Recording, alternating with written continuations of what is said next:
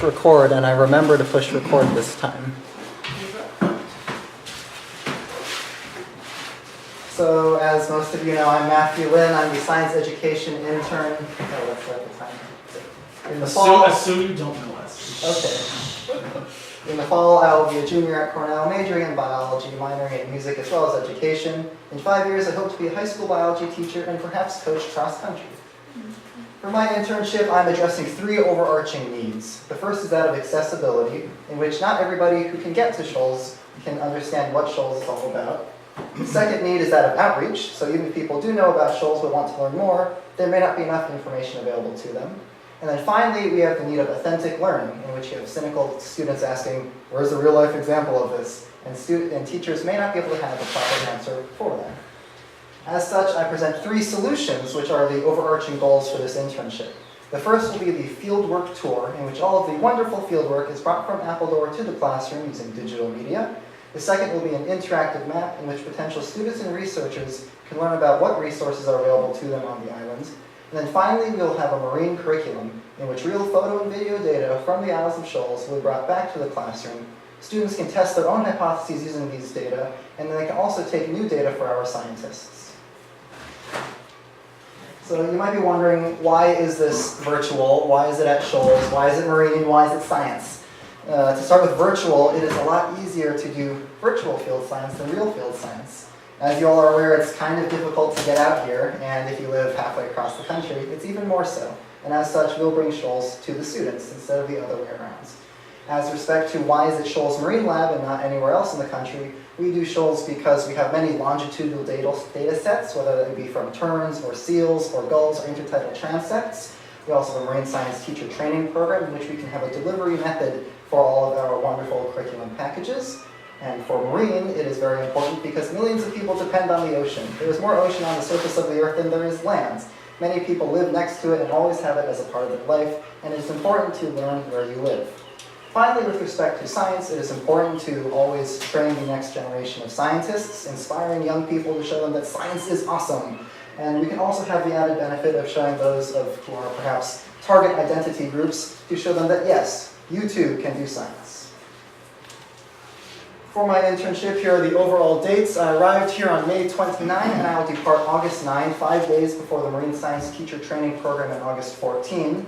Throughout all of June, I met with both of my mentors twice each. We got a lot of planning done. We picked out a lot of different software and a lot of different ways to deliver our content. Now that we're into July and we have a solid idea of what we want to do, we're ready to package everything up and then review it by the time we hit August. We also have Marine Environmental Science 1 on here because Mr. Johnson is the teacher of that class, and he is also the teacher of the Marine Science Teacher Training Program, so his feedback will be appreciated. And because they're high school students, they'll be most certainly part of our target audience. For this internship, we needed overall 3 main materials. We needed hardware, software, and educational theory. For hardware, you may have noticed me carrying around a photo camera, or a video camera, or a 3D camera, or a GPS, or a tripod with a dive weight. For software, we have several different video editing programs. We have a lot of different converters. We have many different mapping applications. And then finally, for educational theory, we still have to consider how all of these packages are going to fit within a teacher's 40-minute lesson plan. To zoom in on the first overarching goal of the fieldwork tour, we have 3 overall components. We will have the art piece, a highlight reel, if you will, of all the wonderful fieldwork being done on Appledore. We will have a technical narrative in which our scientists will explain to the audience why they are doing what they are doing. And finally, we will have a Meet the Scientists segment in which our interns are portrayed as sponsored athletes, if you will, to inspire our younger people. For the art piece, I have 3 overall steps. First, when I reach out to all of our interns, I learn what their schedule is, I learn their methods, I learn what they're trying to achieve.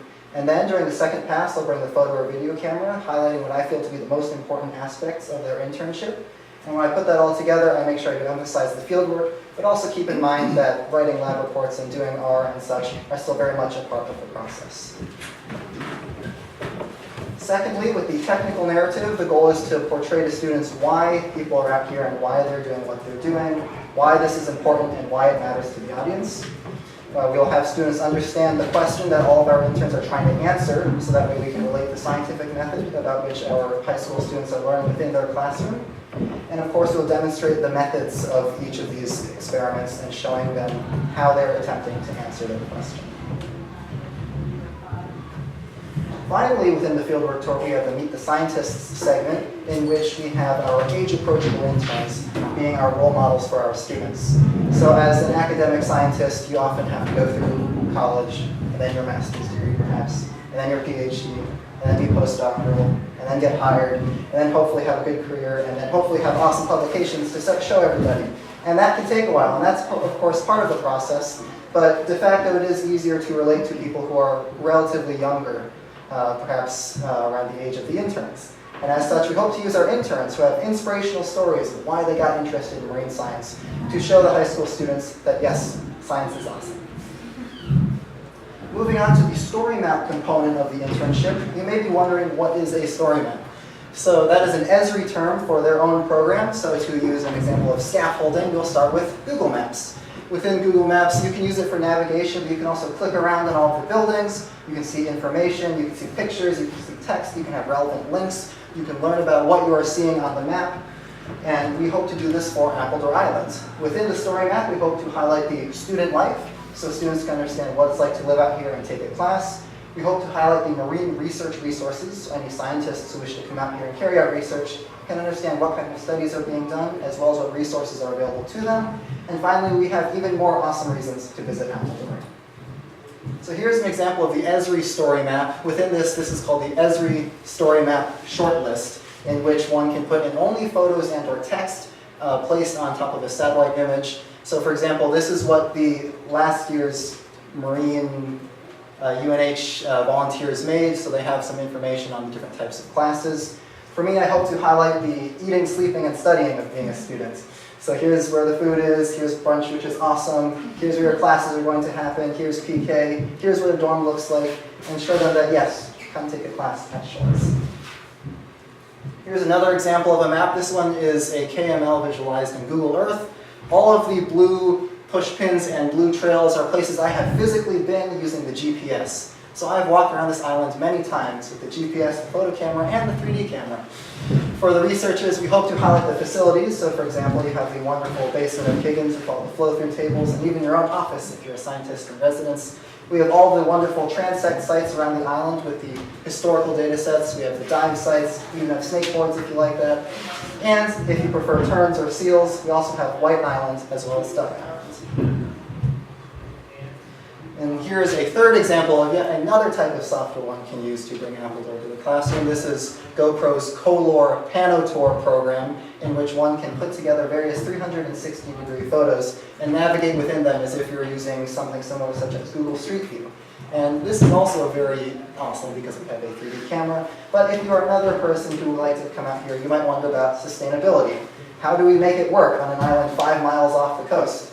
Even if you are a person like Garrett and you want to come out and learn about the historical structures of the building, there is something for you. Or if you attended Dr. Week's presentation on Child Assam's art, even if you're an artist, there's a map for you on Appledore Islands. To move on to the third and final component, the marine curriculum, we have, again, 3 components within that. We will have authentic data, in which real photo and or video data from the Isles can be brought back to the classroom. We will have the citizen science aspect, in which high school students can be trained in our scientists' procedures and learn how to take data for our scientists. And finally, we will have feedback, in which those who collect data for our scientists can also hear of the results. With authentic data sets, we hope to use the intertidal transect zones, as well as the tern colony on White Island. With the intertidal zones, we hope to use mostly photo data, so we have intertidal interns who come out every year and take data sets. And we hope to have photos of all of their quadrats and tape and markers. And we can have those data sets be sent out to our high school students. So on the one hand, you can have high school students who can ask the question, where does the brown algae like to live? And they can go through all of their photo sets and answer that question. Further, we have the tern colony on White Island, in which we have a camera set up on Seaview Island right next to it, which is very high resolution, and one can look at all the different terns and see what type of food is being brought back to the nest. Dr. Craig on White Island is hoping to answer what types of fish are being brought back, what shape it is, what's the quality of the food, and in that way they can wonder about what types of nutrition or what types of health the chicks will have as they grow older. Within this one, what Dr. Craig can do is sit in a blind herself for hours and watch the bird nest. She can do a camera and put the camera in and then watch the hours of footage on fast forward, or she can send off segments to high school students and they can do it for her. And we hope to use the third option because that will save her a lot of time. And so that way our students will get a real data set and Dr. Craig will get additional data. So this is part of the citizen science aspect. And there are only so many people that can be out here at any given time, and there's plenty of data available to them. But there are only 2 or 3 people on White Island often taking data. And as such, you have many rate limitations. So we hope to utilize our wonderful high school students across the country who will take data in addition to answering their own questions using real data sets. Finally, we hope to have feedback. So this is something that is not often seen in a lot of citizen science projects. So for example, if you go to Zooniverse, you can watch a video of bats flying around and see how many bats fly through a certain area, and you can take lots of data, which is awesome and help our scientists. But after you take data, you never hear anything back about what the results were or what the scientists learned. And part of this simply has to do with the differences in time scale. If you're a person who likes to look at bats on a video for a hobby, or you're a student, then your time scale is very different from a scientist who's out here doing research. And as such, your interests may change over time, or you simply might move on because you're a student and you have graduated. However, we do intend to have the results from the studies that our students are doing to come back to the students, whether in the form of a review paper or a summary video by next year's interns. That way, students can understand this is where my work is going, this is why my work is important, and this is what people can get out of it. And further, we also have Dr. Craig being a year-round staff member. So while all of the data collection for the terms is being done during the summer, and students usually only have class not in the summer, Dr. Craig can video call into the different classes and give real feedback to how the students are doing in their data collection and to answer any questions that they have. So to summarize of my internship, we have 3 overarching goals. The fieldwork tour, in which all of the wonderful fieldwork is brought from Appledore to the classroom. The interactive map, in which students and researchers can learn about Appledore.